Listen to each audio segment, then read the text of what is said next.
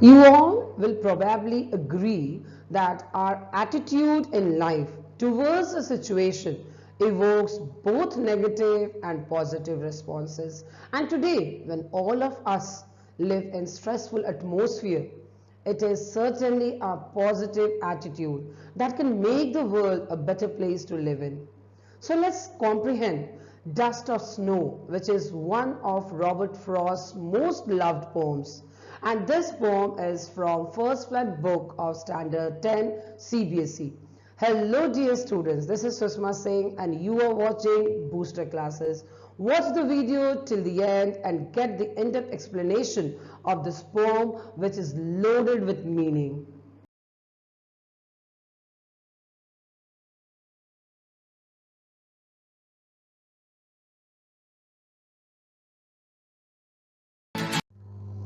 Before getting into the explanation of this symbolic poem, let me give you its overview first. On the surface level, the two stanzas of the poem Dust of Snow by Robert Frost appear to be nothing more than a snapshot of a trivial event concerning a crow, a tree, snow, dust, and human being. However, on analyzing the lines, we find that there is a deeper and larger understanding both of nature and nature of human. The poet explains how simple actions in life can make all the difference in others' life. The poem tells us about the poet's optimism and the importance of finding positivity in negative things. The underlying message conveyed through the poem Dust of Snow by Robert Frost is that nature has the power to heal and nature also helps to find positivity out of negative things. This poem also highlights the significance of small acts. We always run after big and beautiful things, forgetting the beauty of the insignificant things, whereas even trivial things in life can bring changes. As a matter of fact, this poem conveys that nature and simplicity, if appreciated and looked up to, can be grounding factors in a time of stress. Now, if we try to understand the tone of the poem, we find that it has a very light, cheerful as well as optimistic tone. And concerning the style of the poem, the entire poem has been written in the form of traditional verse and it consists of two stanzas and each stanza is made up of 4 rhyming lines. Well, let me annotate stanza 1 for you all. Now, as a matter of fact, here the poet describes a simple natural happening. The poet or a speaker experiencing a bad day and an awful mood was standing under a hemlock tree, which is a poisonous tree with white flowers. Now, the poet was reflecting on his adverse experiences that he had in his past life. It was probably winter season. Hence, there was snow on the tree. And a crow on the same tree happened to shake the branch of the tree. And this simple action of the crow actually caused an unexpected fall of snow dust onto the poet.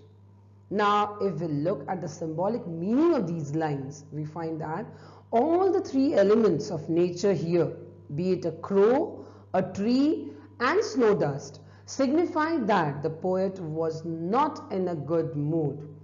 So, he described the dark, depressive, and bitter side of nature just to present his similar mood and looming negativity in his mind.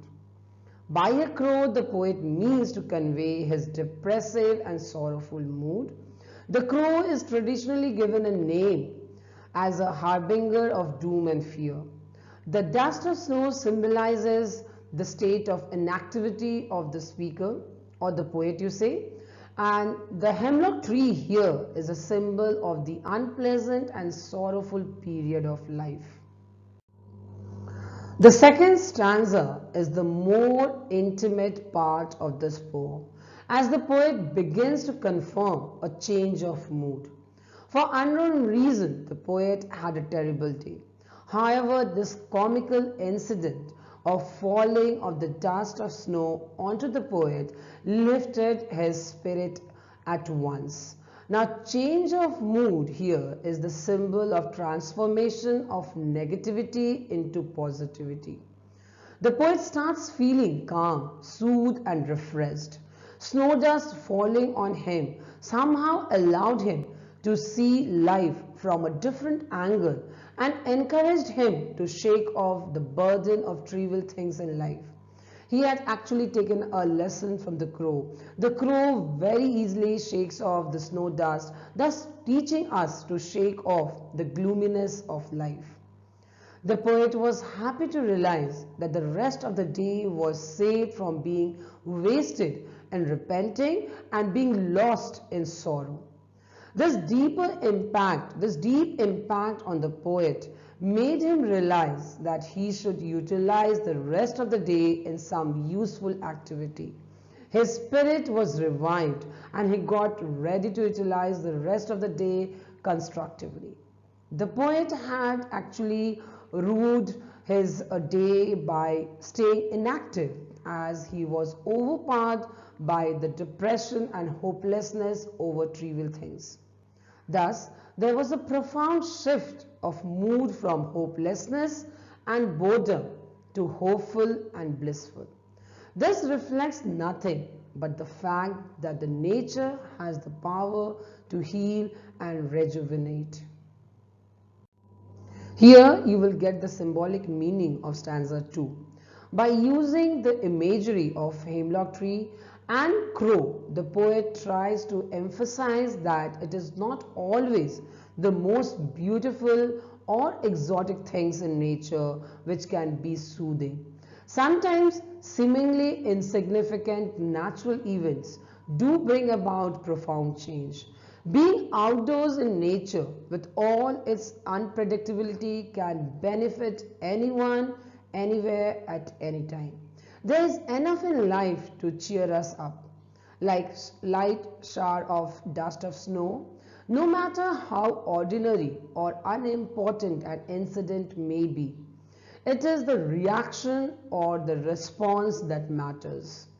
The poet has changed the preconceived and traditional notions of certain agents of nature with positive attitude.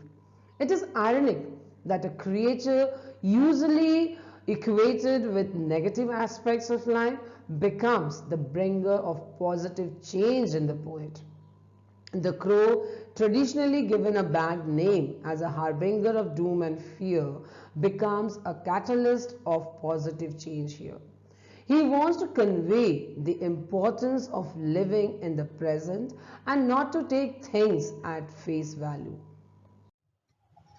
To lend deeper meaning to this poem, the poet has used various poetic devices.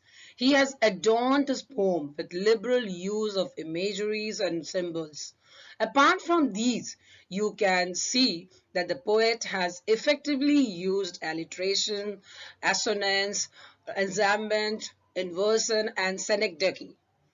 All the poetic devices used here you will find with their definitions and examples, so note them down and keep revising. I'm pretty sure that you all must have got the in-depth explanation of this profound poem.